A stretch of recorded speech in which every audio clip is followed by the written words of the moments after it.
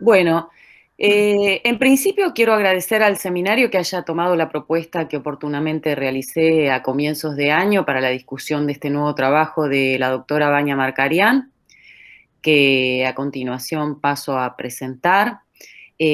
Vania es doctora en Historia y magíster en Arte e Historia Latinoamericana en la Columbia University. Es responsable del área de investigación histórica del Archivo General de la Universidad de la República e integra el Sistema Nacional de Investigadores. Es profesora en la Universidad de la República de Montevideo, también dictó clases en el CLAE en Montevideo también, y fue profesora visitante e investigadora en varias universidades latinoamericanas y de Estados Unidos, entre otras Princeton, City University of New York, Columbia.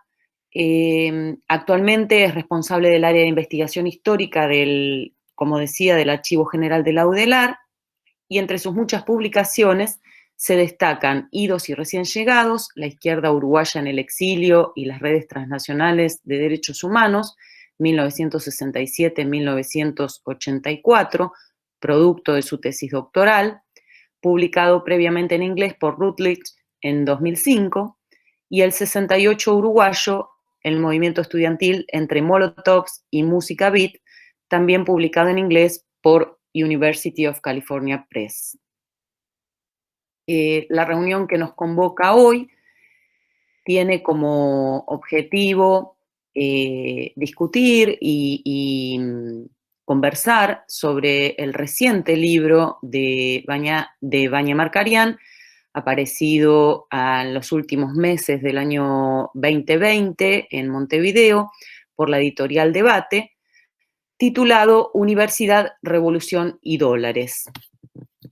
Concretamente, el libro, además, lleva un subtítulo, Dos estudios sobre la Guerra Fría cultural en el Uruguay de los años 60, perdón, de los 60. El años lo agregué yo. Bueno, esta nueva producción científica de Vania es en primera instancia una historia de la Universidad de la República durante los agitados 15 años que precedieron al golpe militar que tuvo lugar en el Uruguay en junio de 1973.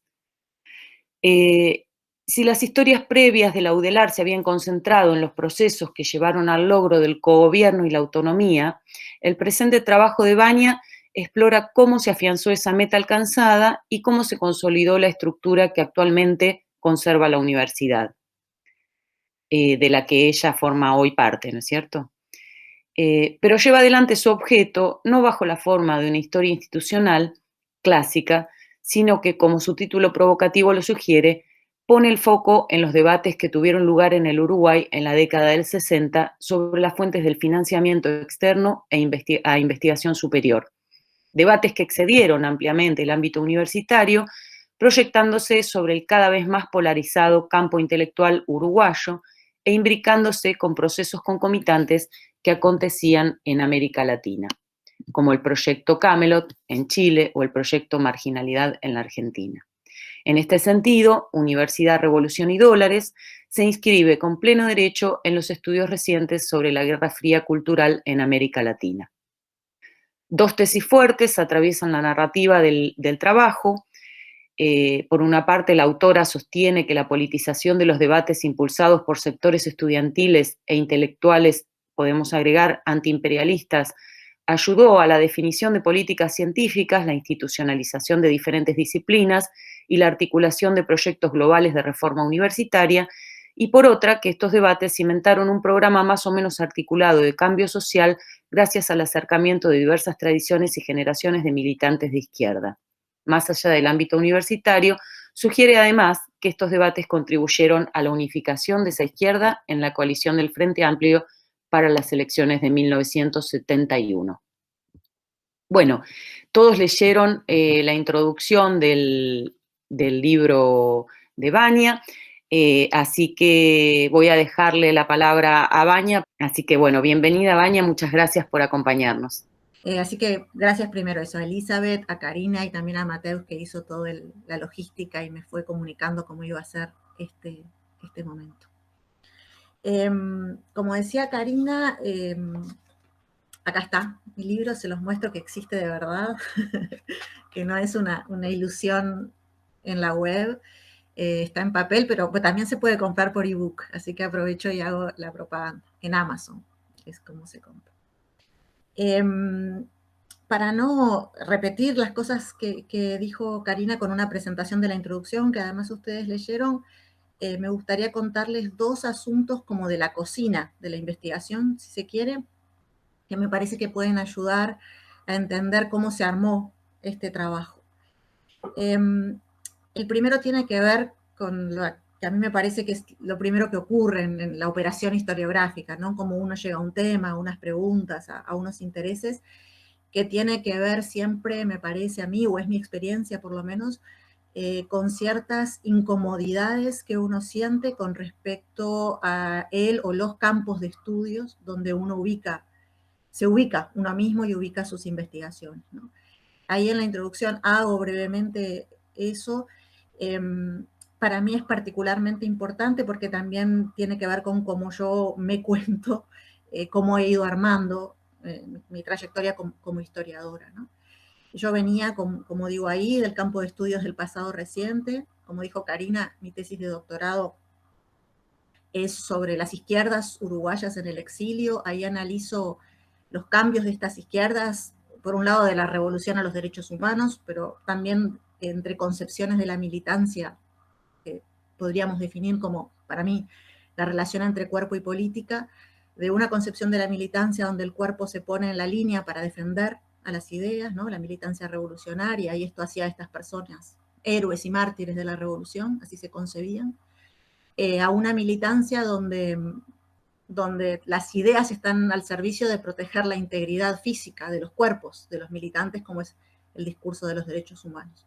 Entonces, si quieren, de la revolución al liberalismo, del marxismo a los derechos humanos, pero también de estas dos formas de entender la militancia.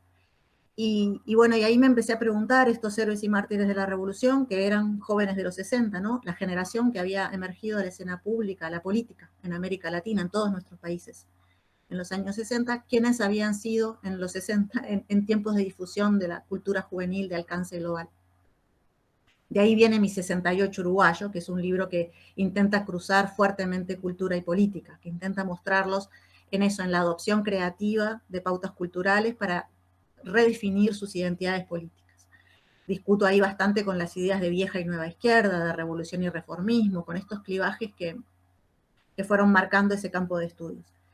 Y es la incomodidad con eso, con la sobredimensión de los aspectos políticos, con la sobredimensión de los aspectos ideológicos, con la sobredimensión de la discusión sobre las vías, ¿no? Tan dominante en el campo de estudios del pasado reciente y en los estudios sobre las izquierdas, de donde vienen estos últimos estudios míos.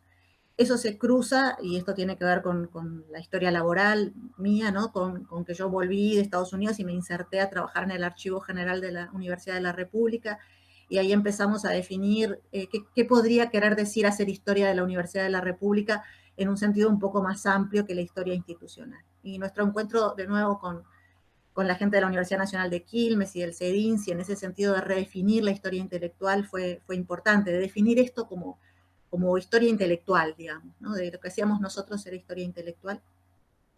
Entonces, pero también una incomodidad al conocer en parte la historia de ese campo de estudios que venía del campo de la historia de las ideas, ¿no? Muy preocupado por los orígenes, por las instituciones, por las primeras veces, por las grandes obras, ¿no? Entonces, en este contacto creativo con las nuevas formas de la historia intelectual y en esta incomodidad con el campo de la historia política del pasado reciente, si se quiere, es donde se ubica este trabajo, mi último trabajo. Mantiene preocupaciones del periodo anterior, me preocupan los cruces intergeneracionales, muchísimos. Bueno, los que leyeron todo el libro, eso está súper presente para mí. ¿Qué pasa cuando las generaciones se encuentran desde sus preocupaciones específicas? Me parece una categoría productiva, la categoría de generación, para pensar estos asuntos. Me interesa también hacer una historia de las instituciones científicas, de las instituciones del conocimiento, o hasta una historia de la ciencia, si quieren, que reconozca la diversidad de actores, de nuevo que no sea teleológica, o sea, que no estudie cómo llegaron a existir las formas que tenemos hoy, sino cuáles fueron las discusiones que se sucedieron contingentemente en un momento, y ahí me encuentro con que en las discusiones participan los académicos, los intelectuales, los universitarios, pero los periodistas, por supuesto los estudiantes, los promotores culturales, los militantes que no tienen nada que ver con estos espacios, como que estos procesos de institucionalización científica o de institucionalización disciplinar están cruzados, como es obvio, pero lo interesante es verlo en el terreno, ¿no? Por debates que son políticos, que son culturales, que son generacionales, que no son solo institucionales o disciplinares o científicos. Ese es como el primer asunto, cómo llego, cómo lo armo, cómo se arma en mi cabeza este problema viniendo de la historia política. Y el segundo es el tema del archivo. Yo trabajo en un archivo, como dijo Karina, mi identidad principal sigue siendo la de todos nosotros, creo, usuarios, ¿no?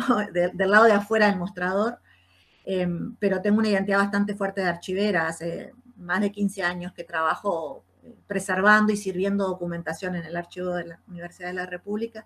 Entonces hay gran parte de este proceso que está asociado a pensar qué es lo archivable y lo no archivable, ¿no? Cómo se produce un corpus documental que permite contar algunas historias y no permite contar otras. Y el diálogo entre estas dos cosas, ¿no? Porque también las historias que contamos determinan lo que archivamos. Entonces, en esa interacción entre las fuentes secundarias y las primarias, si quieren así, para eso que uno le enseñan en la carrera, también fue importante este trabajo, sobre todo la labor de acopio de archivos personales, ¿no? De identificar personas que fueron importantes por diferentes razones. Al principio les decíamos docentes destacados de la Universidad de la República, y después empezamos a encontrar personas que no habían sido docentes, pero que habían sido por diferentes razones influyentes, o nos permitían entender la trayectoria de una institución muy particular, porque la Universidad de la República fue en Uruguay entre su fundación en 1849 y la creación de la primera universidad privada confesional católica en 1984, la única institución de educación superior en el país.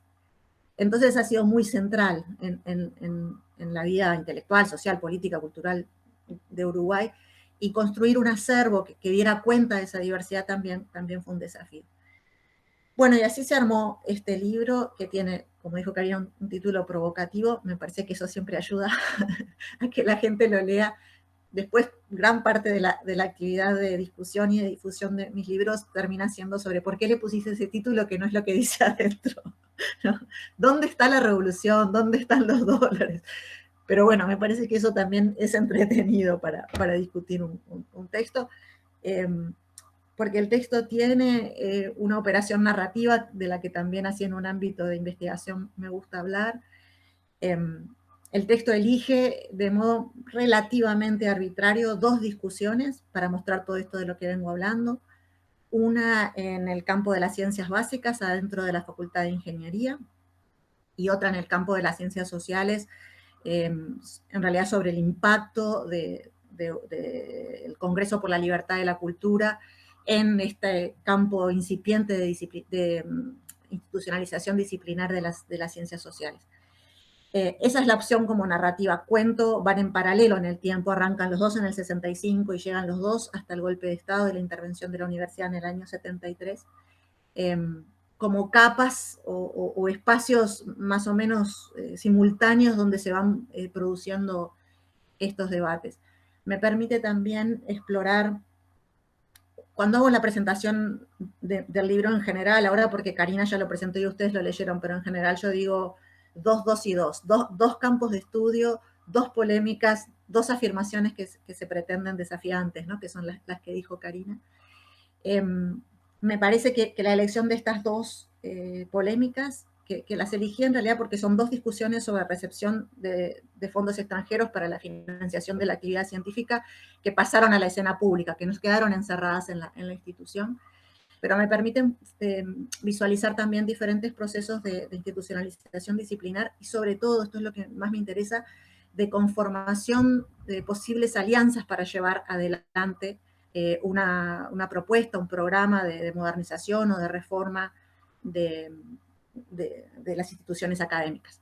En el caso de la Facultad de Ingeniería, me encuentro entre dos generaciones con diferentes acumulaciones de luchas y de ideas, que termina siendo muy exitoso, logra llevar a un rector que intenta reformar. Después todo esto ocurre en un contexto y tiene unos desenlaces que conocemos, ¿no? Pero si suspendemos el desenlace en la intervención y en la dictadura, es un proceso muy exitoso de acumulación de experiencias, de acumulación de formas de lucha, de acumulación de repertorios de protesta, de acumulación de formas de pensar el lugar de la ciencia en la sociedad, que logran llevar, como decía, a un rector que intenta formular un plan de reforma global de la Universidad de la República. Yo digo, y creo que no me equivoco, el más ambicioso que tuvo nuestra institución, seguro en la segunda mitad del siglo XX, yo me animo a decir hasta la actualidad, programa incumplido, si se quiere.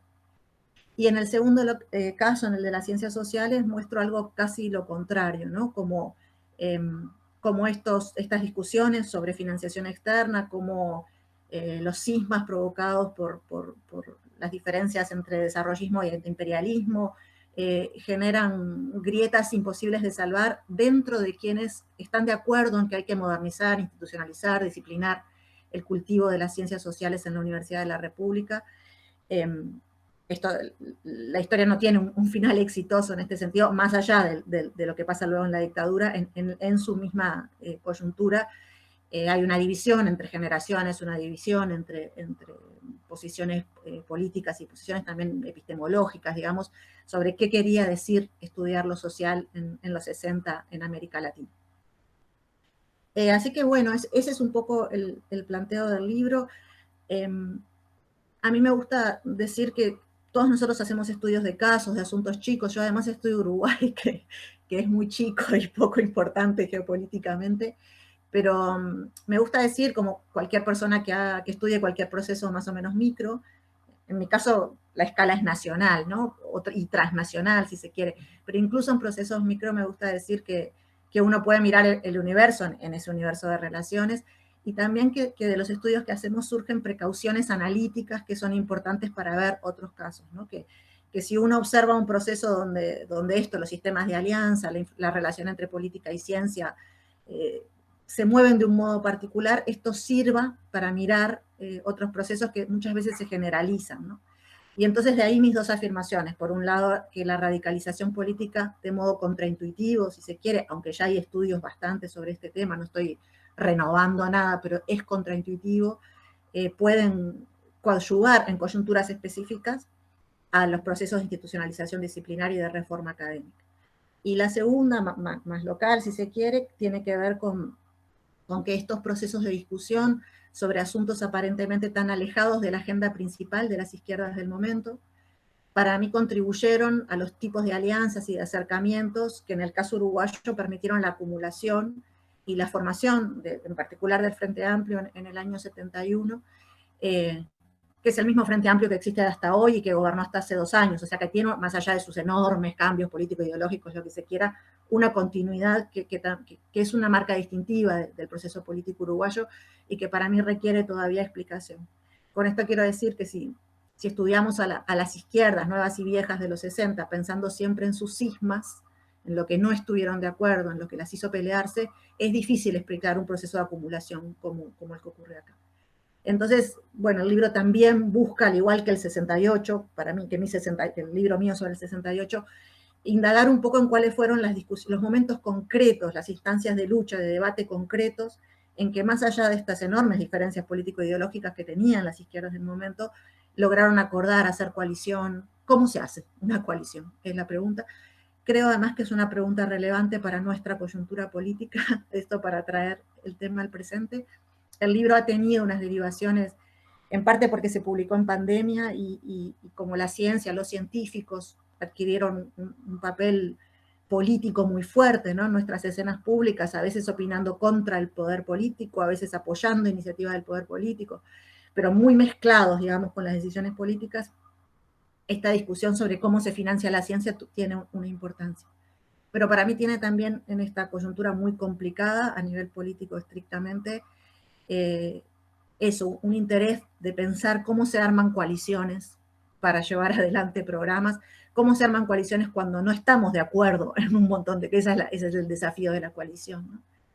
Y bueno, para mí ahí tiene un interés, no como enseñanza, sino como proponiendo un instrumental analítico que para mí puede ser interesante. Creo que la historia es eso, nunca madre y maestra, siempre caja de herramientas.